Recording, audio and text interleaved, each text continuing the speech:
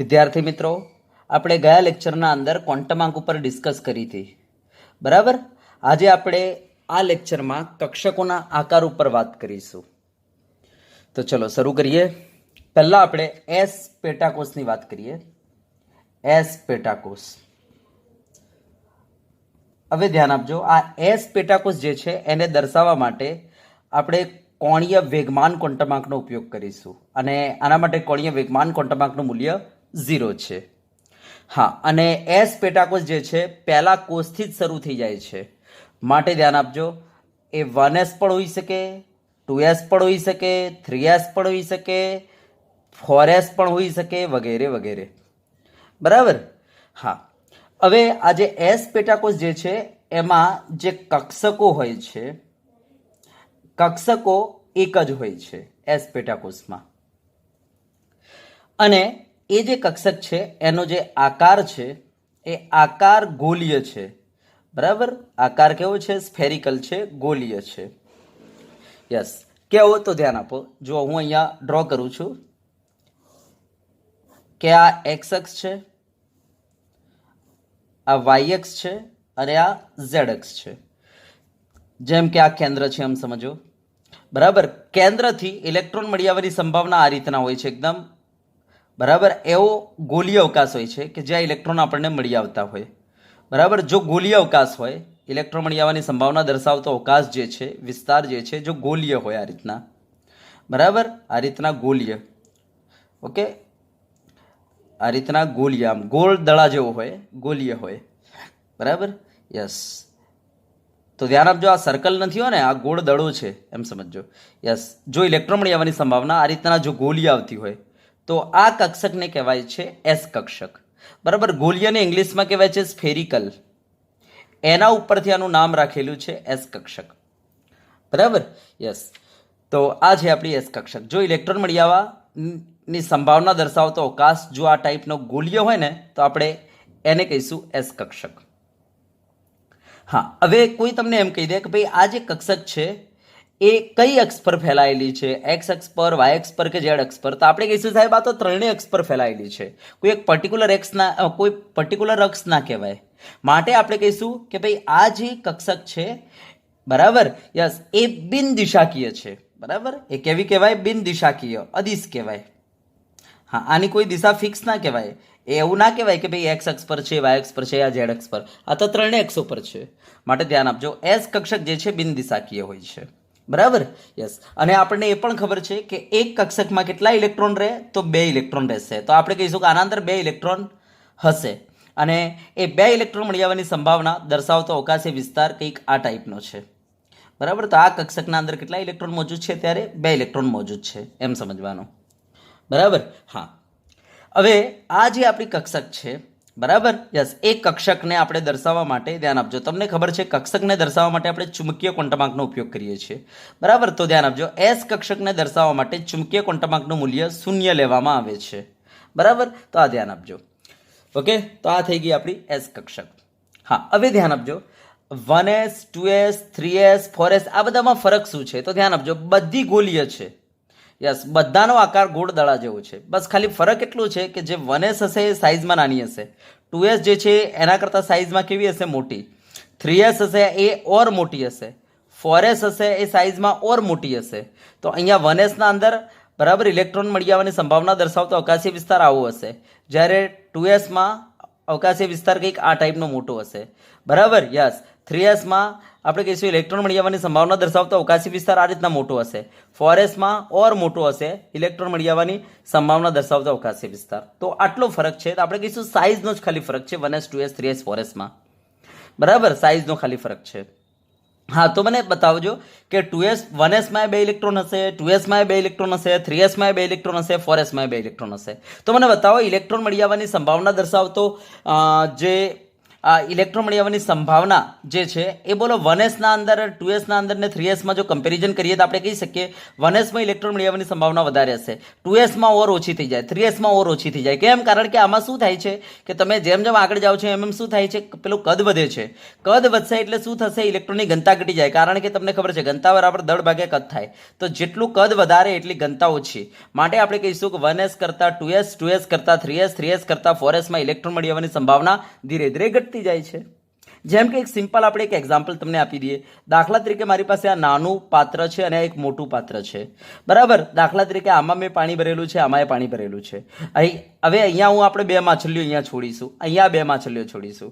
તો મને બતાવજો માછલી પકડવાની સંભાવના કઈ જગ્યાએ માછલી, દાખલા તરીકે અહીંયાથી આપણે માછલી પકડવી છે, અહીંયાથી માછલી પકડવી છે. તો મને બતાવજો માછલી બરાબર પકડાવાની આપણે કહીશું શક્યતા કોના અંદર વધારે હશે? તો આપણે કહીશું આમાં શક્યતા વધારે હશે, આમાં માછલી હાથમાં લાગવાની શક્યતા ઓછી હશે. કેમ? કારણ કે સાહેબ અહીંયા કદ વધારે છે ને, જેના કારણે આપણે કહીશું માછલી મળી આવવાની સંભાવના અહીંયા ઘટી જશે, બરાબર. અહીંયા કદ ઓછું છે જેના કારણે માછલી મળી આવવાની સંભાવના વધારે રહેશે. આમ આપણે કહીશું જેટલું કદ નાનું એટલી આપણે કહી શકીએ ઘનતા વધુ, આપણે કહી શકીએ ઇલેક્ટ્રોન મળી આવવાની સંભાવના વધુ, બરાબર. માટે ધ્યાન આપજો, અહીંયા ઇલેક્ટ્રોન મળી આવવાની સંભાવના વધારે હશે, અહીંયા ઓર ઓછી થઈ જશે, અહીંયા ઓર ઓછી થઈ જશે, અહીંયા ઓર ઓછી થઈ જશે. તો ધ્યાન આપજો 1s, 2s, 3s, 4s માં તમે જેમ જેમ આગળ જશે એમ કદ વધતું જશે. હવે કદ વધતું જશે માટે આપણે કહી શકીએ ઇલેક્ટ્રોન મળી આવવાની સંભાવના ધીરે ધીરે શું થાય? ઘટતી જાય, બરાબર. તો આ ધ્યાન આપજો. તો આપણે કહી શકીએ 1s, 2s, 3s, 4s માં કંઈક આટલો ફરક છે, બરાબર. તો આ થઈ ગયું આપણો એસ પેટા કોષ. ચલો ક્લિયર થઈ ગયું? યસ. હવે આપણે આ જ રીતના જોઈએ પી પેટા કોષ. પી પેટાકોષ. હવે ધ્યાન આપજો, જે પી પેટાકોષ જે છે, બરાબર, જેને આપણે કહીશું પી કોલોની. યસ. આના આપણે કહી શકીએ કે આને દર્શાવવા માટે આપણે જે કોણીય વેગમાન ક્વોન્ટમાર્કનો ઉપયોગ કરવાનો છે, બરાબર, એનું મૂલ્ય છે 1. તો આને આપણે બરાબર કોણીય વેગમાન 1 વડે દર્શાવવામાં આવે છે. કોણીય વેગમાન ક્વોન્ટમાર્ક 1 વડે દર્શાવવામાં આવે છે પી પેટાકોષને. હા, અને આ પી પેટાકોષ જે છે ને એ બીજા કોષથી શરૂ થઈ જાય છે. તો ધ્યાન આપજો, આ બીજા કોષથી શરૂ થઈ જાય છે. એનો મતલબ પહેલી પી પેટાકોષ જે હશે 2p હશે, પછી 3p હશે, પછી 4p હશે, પછી 5p હશે. સમજી ગયા આ રીતના? તો ધ્યાન આપજો 1p પેટાકોષ ના હોય, કારણ કે આ શરૂ જ બીજાથી થાય છે પી પેટાકોષ. સમજી ગયા? તો આપણે કહીશું કે એનો પ્રથમ પી પેટાકોષ કયો હશે? 2p હશે, પછી 3p, 4p, 5p વગેરે વગેરે. ચલો બરાબર. હા, હવે આપણે આ પી પેટાકોષ જે છે એના અંદર કક્ષકોની આપણે વાત કરી લઈએ. તો ધ્યાન આપજો, આના અંદર 3 કક્ષકો હોય છે, px, py અને pz. તો ધ્યાન આપજો, પી પેટાકોષના અંદર કેટલી કક્ષકો રહેલી છે? તો આપણે કહીશું 3 કક્ષકો રહેલી છે. કઈ કઈ? તો px, py અને pz. તો જેને આપણે px, py અને pz વડે દર્શાવીશું. તો ધ્યાન આપજો, પી પેટાકોષમાં 3 કક્ષકો હોય છે જેને આપણે px, py અને pz વડે દર્શાવીશું, બરાબર. અને આમનો જે આકાર હોય છે એ આકાર કેવો હોય છે? તો ધ્યાન આપજો, આમનો આકાર ડમ્બેલ્સ હોય છે, બરાબર. ડમ્બેલ્સ હોય છે. હમણાં હું બતાવું છું તમને, આકાર દોરીને ખબર પડશે. ડમ્બેલ્સ હોય છે જે 2 લોબનો બનેલો હોય છે, બરાબર, જે 2 લોબનો બનેલો હોય છે. જો કેવો? તો હું જો તમને બતાવું px દોરીને, તો px કંઈક આ ટાઈપનો હશે. આપણે કહીશું આ x અક્ષ, આ y અક્ષ અને આ z અક્ષ, બરાબર. તો px કંઈક આ ટાઈપનો હશે. એની 2 લોબ જે છે આ રીતના x અક્ષ ઉપર ફેલાયેલી હશે. તો આ છે તમારો px, બરાબર. યસ. તો ઇલેક્ટ્રોન મળી આવવાની સંભાવના દર્શાવતો અવકાશી વિસ્તાર કંઈક આવો હશે, x અક્ષ ઉપર આ રીતના ફેલાયેલો હશે કે જ્યાં ઇલેક્ટ્રોન મળી આવવાની સંભાવના હશે, બરાબર. યસ. તો આવા વિસ્તારને આપણે શું કહીશું? ધ્યાન આપજો, આ ટાઈપના વિસ્તારથી જે કક્ષક બની એ કક્ષકને આપણે કહીશું px. શું કહી દઈશું? આને px કહી દઈશું, બરાબર. યસ. તો ઇલેક્ટ્રોન જે છે આના અંદર ફરતા હોય છે. હા, કેવી રીતના? તો આ રીતના તરંગ બનાવીને ફરતા હશે, આ રીતના ફરતા હશે તરંગ બનાવીને. ખબર છે ને, ધ બ્રોગલીએ કહ્યું હતું કેન્દ્રની આજુબાજુ ઇલેક્ટ્રોન જે છે, બરાબર, આ તરંગની જેમ ફરતા હશે. એમ સમજી ગયા છો, બરાબર. આનો મતલબ એવો થઈ ગયો કે ભાઈ ઇલેક્ટ્રોન શું ધરાવે છે? તરંગ પ્રકૃતિ ધરાવે છે, એને આપણે એવું કહી શકીએ. તો ઇલેક્ટ્રોન મળી આવવાની સંભાવના દર્શાવતો અવકાશી વિસ્તાર જો આવો હોય ને તેને કહેવાય છે px. તમે જોઈ શકો છો આ કેટલા લોબની બનેલી છે? 2 લોબની, બરાબર. આકાર કેવો તમને દેખાય છે? ડમ્બેલ્સ જેવો આકાર દેખાય છે, બરાબર ને? યસ. યસ. આને કહેવાય છે px કક્ષક. ચલો બરાબર. યસ. આના અંદર 2 ઇલેક્ટ્રોન હશે, આમાં કેટલા? 2 ઇલેક્ટ્રોન. હા, એક ઇલેક્ટ્રોન જ્યારે આમ જશે ત્યારે બીજો ઇલેક્ટ્રોન જેવો એક ઇલેક્ટ્રોન આ લોબમાં આવશે ત્યારે બીજો ઇલેક્ટ્રોન જે છે આ લોબમાંથી ક્યાં આવી જશે? આ લોબમાં આવી જશે. આમ આપણે કહી શકીએ એક ઇલેક્ટ્રોન આ લોબમાં હશે અને એક ઇલેક્ટ્રોન આ લોબમાં હશે. બરાબર. તો આમ આપણે કહી શકીએ કે ભાઈ આના અંદર એક કક્ષકમાં કેટલા ઇલેક્ટ્રોન હશે? 2 ઇલેક્ટ્રોન હશે. બરાબર. યસ. ચલો હવે ધ્યાન આપજો. પીવાય જે છે, યસ, એનો આકાર કંઈક આ ટાઈપનો હશે. આ એક્સ અક્ષ, આ વાય અક્ષ અને આ છે તમારું ઝેડ અક્ષ. તો ધ્યાન આપજો, આ કેન્દ્ર. તો કેન્દ્રથી બરાબર ઇલેક્ટ્રોન મળી આવવાની સંભાવના દર્શાવતો અવકાશી વિસ્તાર આ રીતના બરાબર વાય એક્સ પર આ રીતના ફેલાયેલો હશે. બરાબર, વાય એક્સ પર આ રીતના ફેલાયેલો હશે. બરાબર, અવકાશી વિસ્તાર. યસ, જો આ રીતના ફેલાયેલો હોય તો આને કહેવાય છે પી વાય કક્ષક. શું કહેવાય છે આને? પી વાય કક્ષક કહેવાય છે. બરાબર. તો ઇલેક્ટ્રોન મળી આવવાની સંભાવના દર્શાવતો અવકાશી વિસ્તાર જો વાય એક્સ પર આ રીતના ફેલાયેલો હોય તો આવી કક્ષકને આપણે કહીશું પી વાય કક્ષક. ઓકે, આ પણ તમે જોઈ શકો છો કેટલા લોબની બનેલી છે, તો આપણે કહીશું આ રીતના 2 લોબની બનેલી છે. ઇલેક્ટ્રોન કેવી રીતના ફરતા હશે? તો આ રીતના ફરતા હશે ઇલેક્ટ્રોન. બરાબર, આ રીતના તરંગ બનાવીને. Okay, yes. તો આને કહીશું આપણે પી વાય. ચલો, બરાબર. યસ, એક ઇલેક્ટ્રોન આ લોબમાં હશે અને એક ઇલેક્ટ્રોન આ લોબમાં હશે. જ્યારે એક ઇલેક્ટ્રોન આ લોબમાંથી આ લોબમાં આવશે ત્યારે એ આ લોબવાળો ઇલેક્ટ્રોન જે છે અહીંયાથી અહીંયા આવી જશે. બરાબર. તો આ રીતના કેન્દ્રની આજુબાજુ ફરતા હશે. તો આપણે કહી શકીએ કેન્દ્રની આજુબાજુ ઇલેક્ટ્રોન મળી આવવાની સંભાવના દર્શાવતો અવકાશી વિસ્તાર જો આ ટાઈપનો હોય વાય એક્સ પર તો એને કહેવાય છે પી વાય. બરાબર. તો તમે જોઈ શકો છો આગળ આપણે કહીશું વાય એક્સિસ પર પડેલું છે અને આગળ એક્સ એક્સિસ પર પડેલું છે. ચલો, બરાબર. યસ, હવે ધ્યાન આપજો. પી ઝેડ કોને કહીશું? તો આપણે કહીશું ઇલેક્ટ્રોન મળી આવવાની સંભાવના દર્શાવતો અવકાશી વિસ્તાર જો આ રીતના ઝેડ અક્ષ પર ફેલાયેલો હોય. બરાબર. યસ, આ રીતના ઇલેક્ટ્રોન મળી આવવાની સંભાવના દર્શાવતો અવકાશી વિસ્તાર આ રીતના ઝેડ અક્ષ પર આ રીતના ફેલાયેલો હોય. બરાબર. ઇલેક્ટ્રોન મળી આવવાની સંભાવના દર્શાવતો અવકાશી વિસ્તાર આ રીતના ઝેડ અક્ષ પર ફેલાયેલો હોય. આ એક્સ અક્ષ છે, યસ, આ વાય અક્ષ છે અને આ છે તમારા ઝેડ અક્ષ. તો આ રીતના ઇલેક્ટ્રોન મળી આવવાની સંભાવના દર્શાવતો અવકાશી વિસ્તાર કેન્દ્રની આજુબાજુનો. બરાબર. એ જો આ રીતના ઝેડ અક્ષ પર ફેલાયેલો હોય તો આને કહેવાય છે પી ઝેડ કક્ષક. શું કહેવાય છે? પી ઝેડ. અને આપણે કેટલા લોબની બનેલી છે? તો તમે જોઈ શકો છો 2 લોબની બનેલી છે. બરાબર.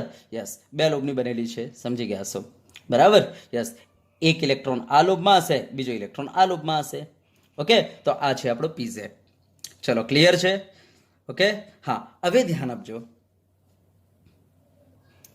હવે જો તમને કોઈ એમ પૂછી લે કે આ જે ઘર છે પીએક્સ પીવાય પીઝેડ, બરાબર, આ જે કક્ષકો છે આ કક્ષકો દિશાકીય છે કે બિન દિશાકીય? તો આપણે કહી શકીએ કે ભાઈ પીએક્સના અંદર 2 લોબ જે છે એક્સ અક્ષ પર ફેલાયેલી છે, જ્યારે પીવાયમાં 2 લોબ વાય અક્ષ પર ફેલાયેલી છે, જ્યારે પીઝેડમાં 2 લોબ ઝેડ અક્ષ પર ફેલાયેલી છે. અને મતલબ આની દિશા ચોક્કસ છે. માટે આપણે આને કહીશું કે ભાઈ આ કક્ષકો કેવી છે? તો દિશાકીય છે. બરાબર. તો ધ્યાન આપજો કે ભાઈ આ કક્ષક દિશાકીય છે, જ્યારે એસ કક્ષક કેવી હતી? બિન દિશાકીય. જ્યારે આ કેવી હોય છે? દિશાકીય હોય છે.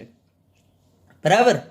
ઓકે, હા. હવે આ પીએક્સ પીવાય પીઝેડ આ કક્ષકોને દર્શાવવા માટે આપણે ચુંબકીય ક્વોન્ટમાંકનો ઉપયોગ કરીશું. બરાબર. તો ધ્યાન આપજો કે જો પીઝેડ હશે તો એને દર્શાવવા માટે આપણે ચુંબકીય ક્વોન્ટમાંક કયો વાપરીશું? તો ધ્યાન આપજો, આને દર્શાવવા માટે આપણે ચુંબકીય ક્વોન્ટમાંક m બરાબર 0 નો ઉપયોગ કરીશું.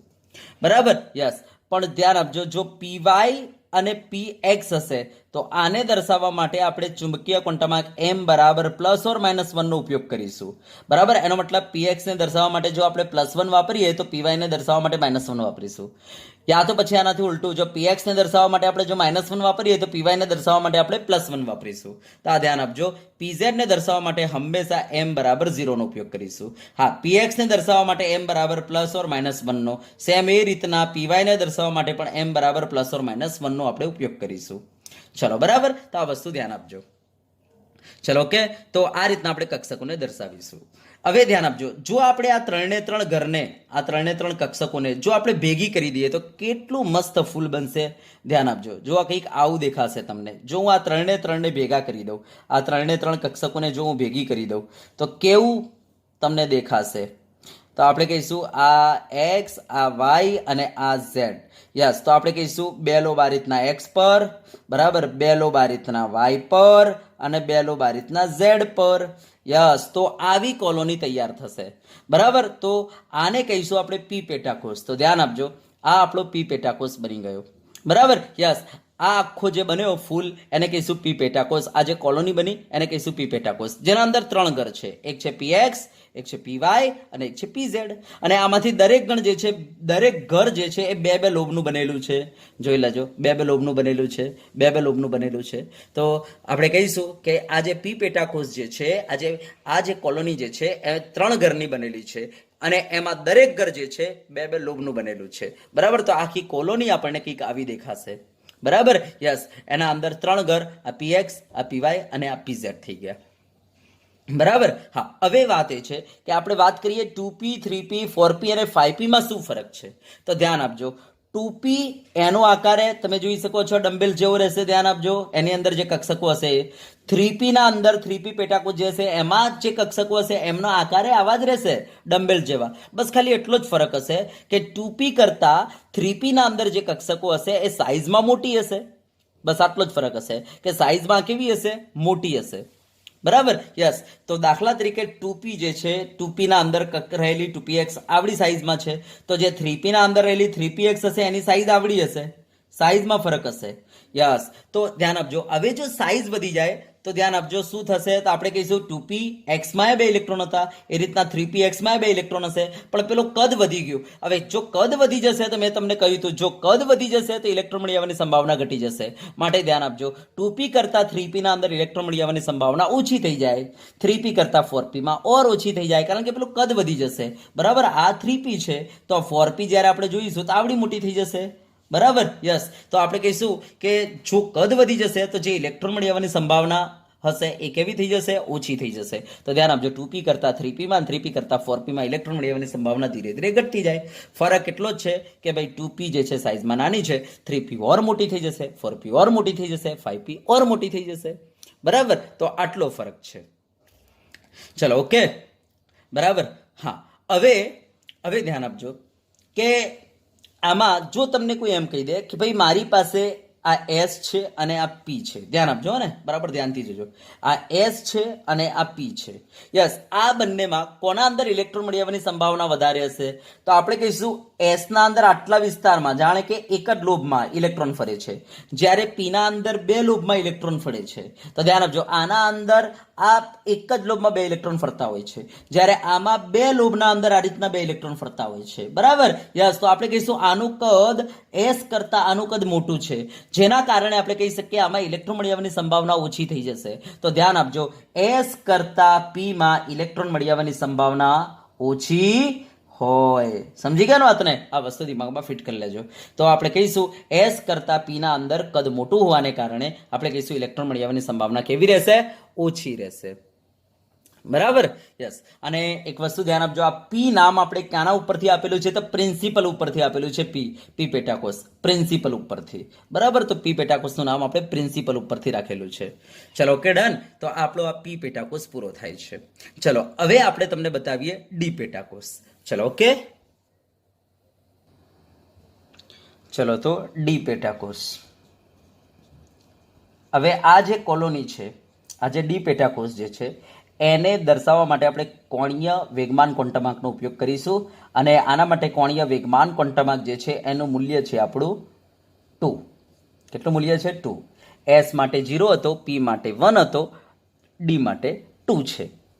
ચલો, ઓકે. અને આ ડી પેટાકોષ જે છે એ આપણા ત્રીજા કોષથી ચાલુ થઈ જાય છે. જે રીતના એસ પહેલાથી જ ચાલુ થઈ જાય છે, પી બીજાથી ચાલુ થાય છે, એ રીતના ડી પેટાકોષ ત્રીજા કોષથી ચાલુ થાય છે. માટે પહેલો ડી પેટાકોષ આપણો રહેશે 3D. બરાબર. પછી આપણને ચોથામાં એ જોવા મળશે, પાંચમામાં એ જોવા મળે, છઠ્ઠામાં એ જોવા મળે, વગેરે વગેરે. તો પહેલો આપણો ડી પેટાકોષ રહેશે 3D. ઓકે. ચલો, હવે આપણે આના અંદર જોવા મળતી કક્ષકોની વાત કરીએ. એનો મતલબ ડી પેટાકોષ જે છે એના અંદર જોવા મળતી કક્ષકો, એનો મતલબ કે આ કોલોનીમાં જોવા મળતા ઘરની વાત કરીએ. તો ધ્યાન આપજો, ડી પેટાકોષમાં જોવા મળતી કક્ષકો કેટલી? તો 5. તો ડી પેટાકોષના અંદર 5 કક્ષકો જોવા મળે છે. એનો મતલબ કે આ કોલોનીમાં 5 ઘર જોવા મળે છે. બરાબર. કયા કયા? તો કઈ કઈ કક્ષકો? તો આપણે કહીશું એક DXY, પછી DYZ, પછી DXZ, પછી DX² - y² અને DZ². એમ કરીને 5 કક્ષકો આપણને જોવા મળે છે. હવે ધ્યાન આપજો, આ જે ઉપરની જે 3 કક્ષકો છે ને, બરાબર, એ સમતલમાં આવેલી છે. શામાં આવેલી છે? સમતલમાં. હમણાં હું ડ્રો કરીશ એટલે તમને ખબર પડશે. બરાબર. માટે આ કક્ષકોને કહેવાય છે સમતલીય કક્ષકો, અથવા આપણે એવું કહી શકીએ તો પણ ચાલે કે નોન અક્ષીયલ, કારણ કે અક્ષો પર નથી, સમતલમાં છે, માટે નોન અક્ષીયલ કક્ષકો પણ કહેવાય છે. જ્યારે આ જે બે વધી એને કહેવાય છે અક્ષીયલ. કેમ અક્ષીયલ? કારણ કે આ અક્ષો પર આવેલી છે. બરાબર. યસ. હા, અને આમના માટે ધ્યાન આપજો, આ જે dxy ડિવાઇઝેડ dxz જે સમતલીય છે એના માટે T2G, યસ, આ સિમ્બોલનો ઉપયોગ કરવામાં આવે છે. જ્યારે આ અક્ષીયલ જે છે આ બે, યસ, આના માટે EG સિમ્બોલનો ઉપયોગ કરવામાં આવે છે. બરાબર. ઓકે. યસ. હવે આમના આકારની જો કોઈ આપણને પૂછે કે ભાઈ આમનો આકાર કેવો છે, તો ધ્યાન આપજો, આમનો આકાર ડબલ ડમ્બેલ્સ જેવો તમને જોવા મળશે. ડબલ ડમ્બેલ્સ જેવું લાગશે. હમણાં હું આકાર ડ્રો કરું છું એટલે ખબર પડી જશે. બરાબર. યસ. તો ચલો આકાર આપણે ડ્રો કરીએ. તો ધ્યાન આપજો, પહેલા તો આપણે અક્ષોની વાત કરી લઈએ. તો 3D ના અંદર આપણે કહી શકીએ, એક્સ વાય અને ઝેડ અક્ષના અંદર આપણે વાત કરી શકીએ કે ભાઈ આમાં 3 પ્લેન હોય અને 3 અક્ષો હોય. તો ધ્યાન આપજો, 3D ના અંદર ટોટલ પ્લેન કેટલા? તો આપણે કહીશું 3. અને અક્ષો કેટલી? તો 3. તો પહેલા તો આપણે એને 3D ના અંદર બતાવી દઈએ કે કયા કયા પ્લેન હોય છે.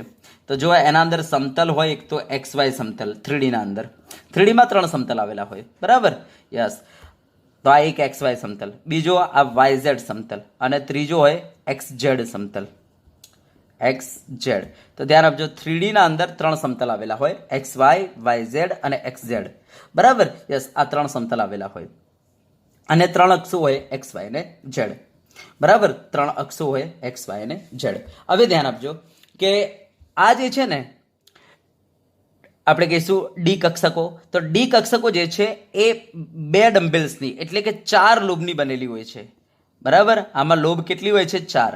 તો જો આ 4 લોબ કેવી રીતના ફેલાયેલી હોય છે? તો આપણે કહીશું, જો એક્સ વાય સમતલમાં આ રીતના મહત્તમ અંતર રાખીને જો ફેલાયેલી હોય ને 4 લોબ, તો એને આપણે કહીશું જો આ રીતના ફેલાયેલી હોય 4 લોબ, તો એવી ડી કક્ષકને આપણે નામ આપીશું DXY. શું નામ આપીશું એને? DXY. બરાબર. કક્ષક આપણે નામ આપીશું. તો ધ્યાન આપજો, જો 4 લોબ આ રીતના મહત્તમ અંતર રાખીને, બરાબર, આ રીતના મહત્તમ અંતર રાખીને જો XY પ્લેનના અંદર ફેલાયેલી હશે, તો આપણે એ કક્ષકને, એ ઘરને આપણે નામ આપી દઈશું DXY. બરાબર. તો ધ્યાન આપજો, આના અંદર 4 બરાબર લોબ આ રીતના ફેલાયેલી હોય છે. એનો મતલબ કે ઇલેક્ટ્રોન મળી આવવાની સંભાવના આ રીતના આવી હોય છે. ઇલેક્ટ્રોન મળી આવવાની સંભાવના કેન્દ્રની આજુબાજુ. બરાબર. યસ. તો ઇલેક્ટ્રોન મળી આવવાની સંભાવના દર્શાવતો અવકાશી વિસ્તાર જો તમને આ ટાઈપનો જોવા મળે, ડબલ ડમ્બેલ જેવો, તો આપણે એને ડી કક્ષક કહી દઈશું. અને જો એ એક્સ વાય પ્લેનમાં જોવા મળે તો આપણે એને શું કહીશું? DXY કહી દઈશું. બરાબર. હા, હવે આ 4 લોબના અંદર ઇલેક્ટ્રોન જે છે ને, આ 4 લોબમાં ઇલેક્ટ્રોન જે છે આ રીતના ફરતા હોય છે કે ભાઈ આ રીતના આમ આપણે આવું કહી શકીએ, આમ. બરાબર. આ રીતના 2 ઇલેક્ટ્રોન ફરતા હોય છે આ 4 લોબમાં. બરાબર. 4 લોબમાં આ રીતના 2 ઇલેક્ટ્રોન ફરતા હોય છે. બરાબર. જ્યારે એક ઇલેક્ટ્રોન જો આ પેલામાં હશે, બરાબર, તો આ રીતના ફરતા અહીંયા આવશે, ત્યારે બીજો ઇલેક્ટ્રોન જે છે અહીંયાથી ફરતા સામે આવી જશે. બરાબર. યસ. એવું માનીને ચાલો. તો આપણે કહીશું 4 લોબના અંદર અહીંયા 2 ઇલેક્ટ્રોન હશે આ રીતના. બરાબર. આને કહીશું DXY. બરાબર. કક્ષક. હવે DYZ કક્ષક જે છે, તો આપણે કહીશું કે ભાઈ જો 4 લોબ આ રીતના ફેલાયેલી હોય YZ પ્લેનમાં, આ રીતના YZ પ્લેનમાં જો 4 લોબ આ રીતના ફેલાયેલી હોય YZ પ્લેનના અંદર, તો આપણે આવી કક્ષકને શું નામ આપીશું? DYZ કક્ષક નામ આપી દઈશું. બરાબર. શું નામ આપી દઈશું? DYZ કક્ષક. તો આપણે કહીશું જો ઇલેક્ટ્રોન મળી આવવાની સંભાવના દર્શાવતો અવકાશી વિસ્તાર જો આ રીતના બનેલો હોય, તો એવી કક્ષકને આપણે નામ આપી દઈશું DYZ કક્ષક. ઓકે. આમાં કેટલા ઇલેક્ટ્રોન ફરતા હોય છે? તો આપણે કહીશું 2 ઇલેક્ટ્રોન ફરતા હોય છે આમાં પણ. ચલો. ઓકે. યસ. અને હવે ધ્યાન આપજો, જો ઇલેક્ટ્રોન મળી આવવાની સંભાવના દર્શાવતો અવકાશી વિસ્તાર જો XZ પ્લેનમાં આ રીતના ફેલાયેલો હોય, બરાબર. યસ. આ રીતના હોય, આ રીતના, બરાબર, આ રીતના હોય. યસ. તો આપણે આ ઘરને નામ આપી દઈશું DXZ. શું નામ આપી દઈશું? DXZ નામ આપી દઈશું. બરાબર. તો ઇલેક્ટ્રોન મળી આવવાની સંભાવના દર્શાવતો અવકાશી વિસ્તાર જો કેન્દ્રની આજુબાજુ કંઈક આવો હોય, તો આપણે એને DXZ, બરાબર, કક્ષક નામ આપી દઈશું. ઓકે. તો આ ઘરને આપણે શું નામ આપી દઈશું? DXZ ઘર. ચલો. બરાબર. યસ. તો આમાં 2 ઇલેક્ટ્રોન ફરતા હોય છે, આમાં 2 ઇલેક્ટ્રોન, આમાં 2 ઇલેક્ટ્રોન. હા. તો હવે ધ્યાન આપજો, બીજી વાત એ છે કે આની પાસે અક્ષો પણ હશે. બરાબર. યસ. તો આ ઇલેક્ટ્રોન જે છે મળી આવવાની સંભાવના દર્શાવતા અવકાશી વિસ્તાર મેં તમને સમતલીય બતાવ્યા, બરાબર, dxy ડિવાઇઝેડ dxz જે સમતલીય હતી, જેને આપણે નોન અક્ષીયલથી દર્શાવીશું. હવે ધ્યાન આપજો, જો x y અને z આ રીતના ઇલેક્ટ્રોન મળી આવવાની સંભાવના દર્શાવતો અવકાશી વિસ્તાર આ રીતના જો x અક્ષ ઉપર આ રીતના ફેલાયેલો હોય અવકાશી વિસ્તાર, x અક્ષ ઉપર જો આ રીતના ફેલાયેલો હોય અવકાશી વિસ્તાર, બરાબર, ઇલેક્ટ્રોન મળી આવવાની સંભાવના દર્શાવતો અવકાશી વિસ્તાર, તો ધ્યાન આપજો આ રીતના x અક્ષ ઉપર અને આ રીતના y અક્ષ પર આ રીતના ફેલાયેલો હોય, બરાબર, આ રીતના y અક્ષ પર ફેલાયેલો હોય, તો આપણે ધ્યાન આપજો આવા ઘરને નામ આપી દઈશું dx² - y². તો જો x અક્ષ અને y અક્ષ પર ઇલેક્ટ્રોન મળી આવવાની સંભાવના દર્શાવતો અવકાશી વિસ્તાર જો ફેલાયેલો હોય, એનો મતલબ કે ચાર લોબો જો x અને y અક્ષ પર ફેલાયેલી હોય તો આપણે એને કહીશું dx² - y². સમજી ગયા? યસ, એ ઘરને શું નામ આપીશું? dx² - y². હા, અને જો ઇલેક્ટ્રોન મળી આવવાની સંભાવના દર્શાવતો અવકાશી વિસ્તાર આ રીતના આપણે કહીશું x અક્ષ ઉપર અને z અક્ષ પર ફેલાયેલું હોય આ રીતના, બરાબર, આ x છે, આ y છે ને આ z છે, તો આ રીતના x અક્ષ ઉપર ને z અક્ષ પર ફેલાયેલું હોય તો આને કહીશું dx² - z². બરાબર, યસ, તો આપણે આને શું કહીશું? ઇલેક્ટ્રોન મળી આવવાની સંભાવના દર્શાવતો અવકાશી વિસ્તાર જો આ રીતના ફેલાયેલો હોય x અક્ષ ઉપર અને y અક્ષ પર આ રીતના ચાર લોબો ફેલાયેલી હોય તો આપણે એને કહીશું dx² - y². તો આના અંદર કેટલા ઇલેક્ટ્રોન ફરતા હોય છે? 2 ઇલેક્ટ્રોન આ રીતના તરંગ બનાવીને ફરતા હોય છે. આ રીતના જો તરંગ બને છે ને આ રીતના, યસ, તરંગ બનાવીને આ રીતના ફરતા હોય છે 2 ઇલેક્ટ્રોન. બરાબર, ચલો, ઓકે, યસ. હા, હવે ધ્યાન આપજો, જો ઇલેક્ટ્રોન મળી આવવાની સંભાવના દર્શાવતો અવકાશી વિસ્તાર કંઈક આ રીતના હોય, એનો મતલબ ચાર લોબ આ રીતના ફેલાયેલી હોય, આ x, આ y અને આ z છે, તો આ રીતના z અક્ષ પર 2 લોબો આ રીતના, યસ, અને બાકીની 2 લોબ જે છે એ y અક્ષ પર આ રીતના ફેલાયેલી હોય, બરાબર, યસ. જો ઇલેક્ટ્રોન મળી આવવાની સંભાવના દર્શાવતો અવકાશી વિસ્તાર જો આ રીતના ફેલાયેલો હોય તો આપણે આને કહીશું dy² - z². શું કહીશું આને? dy² - z². યસ, બરાબર. હા, હવે એક વસ્તુ હું તમને કહી દઉં, આમાં જે x² - z² અને y² - z² જે છે એમાં તમે જોઈ શકો છો z અક્ષ પર અહીંયા 2 કોમન પડે છે લોબો, બરાબર, જેના કારણે આનું કોમ્બિનેશન થઈ જાય છે. તો આ 2 કક્ષકો હકીકતમાં કમ્બાઈન થઈ જાય છે અને કમ્બાઈન થઈને એક જ કક્ષક બની જાય છે, બરાબર, અને એક કક્ષકનો આકાર કંઈક આવો થઈ જાય છે, કંઈક આવો થઈ જાય છે એક કક્ષકનો આકાર, કે ભાઈ આ x અક્ષ, આ y અક્ષ અને આ z અક્ષ. તો આ z અક્ષ પર ધ્યાન આપજો, z અક્ષ પર આ રીતના આ જે કક્ષક હતી આ રીતના વિસ્તરી જાય છે, એમની લોબ બંને 2 આ રીતના વિસ્તરી જાય છે z અક્ષ પર, બરાબર, નોર્મલ કરતા થોડી મોટી થઈ જશે કારણ કે 2 કમ્બાઈન થઈ ગઈ, આ અને આ કમ્બાઈન થઈ ગઈ, જેના કારણે z અક્ષ પર જે ઇલેક્ટ્રોન લેવાની સંભાવના દર્શાવતો અવકાશી વિસ્તાર હતો એ આ રીતના થોડો ઘટ થઈ જશે આ રીતના, બરાબર, યસ. અને બીજી વસ્તુ કે અહીંયા જે એક્સ અક્ષ ઉપર જે આ રીતના આપણે કહીશું ડમ્બેલ્સ હતો એક, અને એક ડમ્બેલ્સ કંઈક આ રીતના હતો, બરાબર, યસ, વાય એક્સ પર. તો આ ડમ્બેલ્સ ધીરે ધીરે કેવા થઈ જાય છે? સંકોચી જાય છે, આ સંકોચી જાય છે, જેના કારણે આ નાના થઈ જશે અને ઝેડ થોડો મોટો થઈ જાય છે, યસ. જેના કારણે તમે દૂરથી જોશો ને તો તમને અહીંયા કેન્દ્ર ઉપર આવું સર્કલ જોવા મળશે, બરાબર, કેન્દ્ર પર આવો સર્કલ જોવા મળશે. તો આ બંનેનું કોમ્બિનેશન થવાથી કંઈક આવી બની જાય છે કક્ષક, યસ. આનું નામ આપણે રાખેલું છે dz², કારણ કે ઝેડ અક્ષ પર ઇલેક્ટ્રોન મળી આવવાની સંભાવના દર્શાવતો વિસ્તાર વધારે છે, માટે આનું નામ શું રાખેલું છે? dz² નામ રાખેલું છે, બરાબર. તો આ રીતના આપણે કહી શકીએ ડી પેટાકોષમાં ટોટલ 5 પ્રકારની કક્ષકો હશે, 3 પ્લેનવાળી અને 2 અક્ષોવાળી. એમાંથી તમે જોઈ શકો છો dx² - y² માં આપણે કહીશું 2 લોબ એક્સ અક્ષ પર, 2 લોબ વાય અક્ષ પર, અને dz² ના અંદર 2 લોબ તમે જોઈ શકો છો ઝેડ અક્ષ પર, યસ. બાકીના કેટલા? 2 મીન્સ 4, 4, 8 ને 4, 12, 12 લોબ જે છે તમને 12 સમતલમાં જોવા મળશે. તો ખૂણાથી યાદ રાખજો, કેન્દ્રથી ટોટલ સમતલો તમે જોશો ને તો તમારા 3 સમતલના અંદર તમે જોશો તો ટોટલ તમારા 12 સમતલ આવા બનશે, બરાબર. 3 સમતલના અંદર તમે જોશો ને તો ટોટલ 12 ભાગ આવા બનશે, અને દરેક 12 ભાગમાં તમને એક એક લોબ જોવા મળશે, એટલે ટોટલ તમારી 12 લોબ જે છે એ સમતલમાં હશે, અને તમારી 2 લોબ એક્સ અક્ષ પર, 2 લોબ વાય અક્ષ પર અને 2 લોબ ઝેડ અક્ષ પર. એનો મતલબ કે અક્ષો ઉપર તમને ટોટલ 6 લોબો જોવા મળશે. સમજી ગયા ને વાતને? યસ. તો આ રીતના આ બધું ભેગું થશે તો આખી એક જે કોલોની બનશે એ કોલોનીને આપણે કહીશું ડી પેટાકોષ. તો ધ્યાન આપજો, જો આ 5 ને આપણે ભેગા કરી દઈએ તો કેટલું મસ્ત ફૂલ આવે. જો એક્સ અક્ષ પર 2 લોબ વાળું, વાય અક્ષ પર 2 લોબ, ઝેડ અક્ષ પર 2 લોબ, અને ટોટલ કેન્દ્રની આસપાસ ટોટલ તમે જોશો ને તો 3 સમતલમાંથી પસાર થતી ફલકો ટોટલ 12 બનશે. તો આ 12 ફલકો, દરેક ફલકના અંદર આપણે કહીશું દરેક ફલકમાં એક એક લોબ, આ રીતના એક એક લોબ, દરેક ફલકમાં એક એક લોબ, ટોટલ 12 લોબ આ બનશે 12 ફલકોના અંદર કેન્દ્રથી. અને આપણે કહીશું કે આપણે કહીશું 3 અક્ષો પર આ રીતના એમ કરીને ટોટલ એક્સ અક્ષ પર 2 લોબ, વાય અક્ષ પર 2 લોબ, ઝેડ અક્ષ પર 2 લોબ, એમ કરીને એક આખું મસ્ત ફૂલ બનશે. આ ફૂલને કહેવાય છે ડી પેટાકોષ. બરાબર, યસ. આખું આ જે ફૂલ બનશે એને આપણે કહીશું ડી કોલોની. અને આ ડી કોલોનીના અંદર આપણે જોઈશું તો ઘર કેટલા હશે? ટોટલ 5 ઘર હશે. બરાબર, એક હશે ડીએક્સ વાય, બીજું હશે ડીવાય ઝેડ, ત્રીજું હશે ડીએક્સ ઝેડ, ચોથું હશે D X square minus Y square, અને પાંચમું હશે તમારો ડી ઝેડ સ્ક્વેર.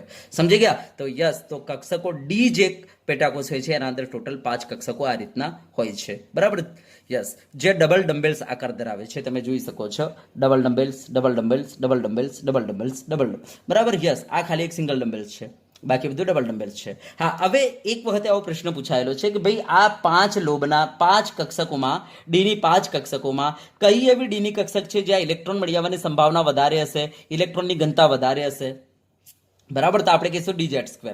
કેમ? કારણ કે અહીંયા 2 ઇલેક્ટ્રોનને, ત્યારે સમજો, 2 જ લોબમાં ફરવાનું છે, જ્યારે અહીંયા 2 ઇલેક્ટ્રોનને 4 લોબમાં, 4 લોબમાં, 4 લોબમાં, 4 લોબમાં. એનો મતલબ અહીંયા દરેક ઘર જે છે એ 4 રૂમનો બનેલો છે, જ્યારે આ ઘર જે છે 2 જ રૂમનો બનેલો છે. જેના કારણે આપણે કહી શકીએ અહીંયા ઇલેક્ટ્રોન મળી ગયા, ઇલેક્ટ્રોનની ઘનતા વધારે હશે, જ્યારે આ બધામાં ઇલેક્ટ્રોનની ઘનતા કેવી હશે? ઓછી હશે. સમજી ગયા? ચલો, ક્લિયર છે? બોલો આટલે સુધી. Okay, yes. હા, હવે તમને આપણે બતાવીએ કે આ જે કક્ષકો છે, જે ડી પેટાકોષના અંદર મોજૂદ કક્ષકો છે, એમને આપણે દર્શાવવા માટે ચુંબકીય ક્વોન્ટમ આંકનો ઉપયોગ કરીશું. તો કઈ કક્ષકને કયા ચુંબકીય ક્વોન્ટમ આંકથી દર્શાવીશું? તો ધ્યાન આપજો. આમાં જે ડી ઝેડ સ્ક્વેર છે એના માટે આપણે m બરાબર 0 ચુંબકીય ક્વોન્ટમ આંકનો ઉપયોગ કરીશું. તો આ જે ડી ઝેડ સ્ક્વેર છે એના માટે m બરાબર 0 ચુંબકીય ક્વોન્ટમ આંકનો ઉપયોગ કરવામાં આવે છે. હવે કઈ રહી ગઈ? તો આપણે કહીશું dxy અને dx square minus Y square. આના માટે અલ્ટરનેટ +or-2 ચુંબકીય ક્વોન્ટમ આંકનો ઉપયોગ કરવામાં આવે છે. સમજી ગયા? યસ. તો આપણે કહીશું dxy અને dx square minus Y square. આના માટે અલ્ટરનેટ +or-2 નો ઉપયોગ કરવામાં આવે છે. એનો મતલબ આ +2 તો આ -2. જો આ -2 લઈ લો તો આ +2. યસ. હવે રહી ગઈ આ બે, dyz અને dxz. તો dyz અને dxz આના માટે અલ્ટરનેટ +or-1 નો ઉપયોગ કરવામાં આવે છે. બરાબર, એનો મતલબ આ જો +1 હોય તો આ -1, અને જો આ -1 હોય તો આ +1. બરાબર, તો ચલો, ક્લિયર થઈ ગયું? તો આ થઈ ગયું તમારો ડી પેટાકોષ. ઓકે. હા, હવે ડી નામ કેમ આપેલું છે હું તમને એ કહી દઉં કે ડી એટલા માટે કે ભાઈ આ 4 લોબની બનેલી છે, એનો મતલબ આ ડિફ્યુઝ છે, આખી ફેલાયેલી છે એમ. બરાબર, અહીંયા દરેક કક્ષક ફેલાયેલી છે. જો એસ કક્ષક તો ગોળ હતી, જાણે કે 1 લોબની બનેલી હોય. પી કક્ષક આમ 2 લોબની બનેલી હતી, જ્યારે ડી કક્ષક જો 4 લોબની બનેલી છે, એનો મતલબ ફેલાયેલી છે. અને ફેલાવવું એને ઇંગ્લિશમાં કહેવાય ડિફ્યુઝ થવું. એના ઉપરથી આનું નામ શું રાખેલું છે? ડી પેટાકોષ. બરાબર, એના ઉપરથી આનું નામ રાખેલું છે ડી પેટાકોષ. હવે ધ્યાન આપજો. આપણે 3D, 4D, 5D અને 6D ની જ્યારે વાત કરીએ, દાખલા તરીકે હું 3D ની અંદર આવેલી આ કક્ષકો જે છે એમની જો વાત કરી લઉં, બરાબર, અને 4D માં આવેલી આ કક્ષકોની વાત કરું, તો ફરક એટલો છે કે 3DXY જે છે અને 4DXY, ધ્યાન આપજો, 3D માં આવેલી 3DXY અને 4D માં આવેલી 4DXY, યસ, બંનેના આકાર સેમ જ રહેશે, બસ ખાલી ફરક એટલો રહેશે 3DXY બરાબર કરતા જે 4DXY હશે સાઇઝમાં મોટી હશે. જેમ કે આ DXY આવી છે તો 3DXY આ ટાઈપની છે, તો 4D બરાબર, યસ, સાઇઝમાં મોટી હશે, બસ એટલો જ ફરક હશે. બરાબર, જેના કારણે ઘનતા કેવી થાય ઇલેક્ટ્રોનની? ઓર ઓછી થઈ જાય. માટે યાદ રાખજો, 3D કરતા 4D માં ઇલેક્ટ્રોનની ઘનતા ઘટી જાય. સેમ એ રીતના 4D કરતા 5D માં, કારણ કે પેલું કદ વધે છે ને એટલા માટે. અને એ રીતના 5D કરતા 6D માં ઇલેક્ટ્રોનની ઘનતા કેવી હોય? ઓછી હોય. આ વસ્તુ ધ્યાન આપજો. ચલો, ક્લિયર છે? હા, હવે જો તમને કોઈ પૂછે એસ, પી અને ડી ના અંદર ઇલેક્ટ્રોનની ઘનતા કેવી હશે, તો ધ્યાન આપજો. એસ 1 લોબની બનેલી છે જેમાં 2 ઇલેક્ટ્રોન મોજૂદ છે. પી 2 લોબની બનેલી છે જેમાં 2 ઇલેક્ટ્રોન મોજૂદ છે, જ્યારે ડી 4 લોબની બનેલી છે જેમાં 2 ઇલેક્ટ્રોન મોજૂદ છે. આમ આપણે કહી શકીએ અહીંયા કદ વધારે છે, માટે ઇલેક્ટ્રોનની ઘનતા કેવી હોય? ઓછી હોય. તો ધ્યાન આપજો, એસ માં ઇલેક્ટ્રોનની ઘનતા વધારે, પી માં ઓર ઓછી, અને ડી ના અંદર ઇલેક્ટ્રોનની ઘનતા ઓર ઓછી હોય છે. ચલો, ક્લિયર થઈ ગયું? બરાબર. હા, હવે જુઓ, હું તમને એક વસ્તુ કહી દઉં કે ભાઈ કોઈ પણ એક પેટાકોષ લઈ લો. દાખલા તરીકે મેં 3D લઈ લીધો, તો 3D માં આવેલી આ 3DXY, 3DYZ, 3DXZ, 3DX² - y², 3DZ², આમની ઉર્જા સરખી હોય છે. સેમ એ જ રીતના 4D માં આવેલી 4D XY 4D YZ 4D XZ 4D X² - Y² અને 4D Z² આમની ઉર્જા સરખી હોય છે. પણ હા, કોઈ મને એમ કહે સાહેબ 3D XY અને 4D XY માં કોની ઉર્જા વધારે? તો ધ્યાન આપજો, 3D XY અને 4D XY માં જો કોઈ પૂછે તો આ બંનેની ઉર્જા સરખી નહીં હોય. ધ્યાન આપજો, જેનો મુખ્ય ક્વોન્ટમાંક વધારે હશે એની ઉર્જા વધારે હશે. એનો મતલબ 3D XY અને 4D XY માં 4D XY જે છે એની ઉર્જા વધારે હશે. સમજી ગયા? હા, પણ સેમ પેટાકોષમાં આવેલી આ જે કક્ષકો હોય છે એમની ઉર્જા સરખી હોય છે. યસ, આવી સરખી ઉર્જા ધરાવતી કક્ષકોને કહેવાય છે ડીજનરેટ કક્ષકો. શું કહેવાય છે? ડીજનરેટ કક્ષકો. બરાબર, શું કહેવાય છે? ડીજનરેટ કક્ષકો. તો એક વસ્તુ ધ્યાન આપજો, આ જ રીતના પી ના અંદર જો આપણે વાત કરીએ કે ભાઈ પી જે છે એમાં 2p ના અંદર જે 2px 2py 2pz હશે આમની ઉર્જા કેવી? તો કહી દો સરખી. બરાબર, 3p ના અંદર જે 3px 3py 3pz હશે આમની ઉર્જા કેવી? તો કહી દો સરખી. હા, પણ 2px અને 3px માં જો આપણને કોઈ પૂછે કોની ઉર્જા વધારે, કોને આ બંનેની ઉર્જા સરખી કે નહીં, તો ના પાડી દો કે ભાઈ 2px અને 3px ની ઉર્જા સરખી નથી હોતી. યસ, 2px કરતા 3px ની ઉર્જા વધારે હોય છે. આ વસ્તુ ધ્યાન આપજો, 2px કરતા 3px ની ઉર્જા વધારે હોય છે. સમજી ગયા ને વાતને? યસ. હા, પણ 2p ના અંદર જે મોજૂદ છે 2px 2py 2pz એમની ઉર્જા સરખી. 3p ના અંદર જે મોજૂદ છે 3px 3py 3pz એમની ઉર્જા સરખી. 4p માં જે મોજૂદ છે 4px 4py 4pz આમની ઉર્જા સરખી. યસ, અને જેની ઉર્જા સરખી એમને કહેવાય ડીજનરેટ કક્ષકો. તો આપણે કહી શકીએ 2px 2py 2pz ને આપણે ડીજનરેટ કક્ષકો કહી શકીએ. સેમ એ રીતના 3px 3py 3pz ને ડીજનરેટ કક્ષકો કહી શકીએ. સમજી ગયા ને વાતને? તો યસ, તો આપણો આ ડી પેટાકોષે પૂર્ણ થાય છે. બરાબર. હા, એક વસ્તુ ધ્યાન આપજો, ડી પેટાકોષના અંદર ટોટલ કેટલા ઇલેક્ટ્રોન થશે? તો આપણને ખબર પડી ગઈ ડી પેટાકોષના અંદર ટોટલ કેટલી? 5 કક્ષકો મોજૂદ છે. હવે જો 5 કક્ષકો મોજૂદ હોય, બરાબર, અને એક કક્ષકમાં તમને ખબર છે 2 જ ઇલેક્ટ્રોન રહી શકે, તો 5 કક્ષકમાં ટોટલ કેટલા ઇલેક્ટ્રોન રહેશે? તો 10. માટે યાદ રાખજો, ડી પેટાકોષમાં ટોટલ 10 ઇલેક્ટ્રોન હોય.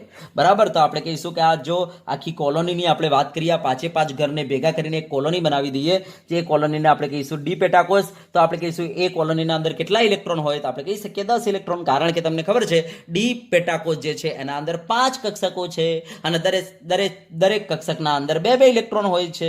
માટે આખા ડી પેટાકોષના અંદર કોઈ ઇલેક્ટ્રોન પૂછે તો આપણે કેટલા લખીશું? 10. સેમ એ જ રીતના જો મને કોઈ એમ કહી દે ભાઈ પી પેટાકોષ જે છે આના અંદર કેટલા ઇલેક્ટ્રોન હશે, તો આપણે કહી શકીએ પી પેટાકોષમાં 3 ઘર અને દરેક ઘરના અંદર 2 ઇલેક્ટ્રોન. માટે આપણે કહી શકીએ કે આ 3 ઘર ભેગા થઈને જે કોલોની બને છે આ કોલોનીમાં કેટલા ઇલેક્ટ્રોન હશે? તો આપણે કહી શકીએ 6 ઇલેક્ટ્રોન હશે. કેટલા? 6 ઇલેક્ટ્રોન હશે. તો ધ્યાન આપજો, ડી પેટાકોષમાં 6 ઇલેક્ટ્રોન હશે અને પી પેટાકોષમાં 6 ઇલેક્ટ્રોન હશે. અને આ રીતના ડી પેટાકોષના અંદર કેટલા ઇલેક્ટ્રોન હશે? તો આપણા ડી પેટાકોષમાં 10 ઇલેક્ટ્રોન હશે. સમજી ગયા? યસ. ચલો, હવે આ જ રીતના આપણે એફ પેટાકોષની વાત કરી લઈએ. તો હવે ધ્યાન આપજો, એફ પેટાકોષમાં મારે વધારે વાત નથી કરવાની, બસ ખાલી તમને ઉપર હું તમને બતાવી દઉં છું. ધ્યાન આપજો. હવે એફ પેટાકોષ, એફ પેટાકોષ. હવે ધ્યાન આપજો, આને દર્શાવવા માટે જે આપણે કોણીય વેગમાન ક્વોન્ટમાંકનો ઉપયોગ કરીશું એ 3 છે. બરાબર, તો આપણે આને 3 કોણીય વેગમાન ક્વોન્ટમાંક વડે દર્શાવીશું. બરાબર, હવે આ એફ શરૂ ક્યાંથી થાય છે? તો આપણે કહીશું એફ ચોથાથી શરૂ થાય છે. બરાબર, માટે એની પહેલી પેટાકોષ 4f હશે, પછી આ રીતના 5f, આ રીતના 6f, આ રીતના 7f વગેરે વગેરે. હવે ધ્યાન આપજો, એફ જે કોલોની છે આના અંદર ઘર કેટલા, કક્ષકો કેટલી? તો ધ્યાન આપજો, આના અંદર ટોટલ 7 કક્ષકો છે. બરાબર, યસ. અને આમનો આકાર કેવો છે? એકદમ અનિયમિત છે. ધ્યાન આપજો, માટે આપણે વધારે એની વાત કરીશું નહીં, અહીંયા ડ્રો પણ નહીં કરીએ આપણે. બરાબર, યસ. એનો આકાર કેવો છે? અનિયમિત છે. હવે ધ્યાન આપજો, આ જે 7 છે એ 7 જે છે એને આપણે શાના વડે દર્શાવીશું? તો આપણે એને દર્શાવીશું F Y 3x² minus y² વડે એકને, બીજાને દર્શાવીશું F Z x² minus y² વડે, ત્રીજાને દર્શાવીશું એફ વાય z² વડે. બરાબર, પછી એફ ઝેડ ઘન વડે, પછી એફ એક્સ z² વડે, પછી એફ એક્સ વાય ઝેડ વડે, અને આપણે એફ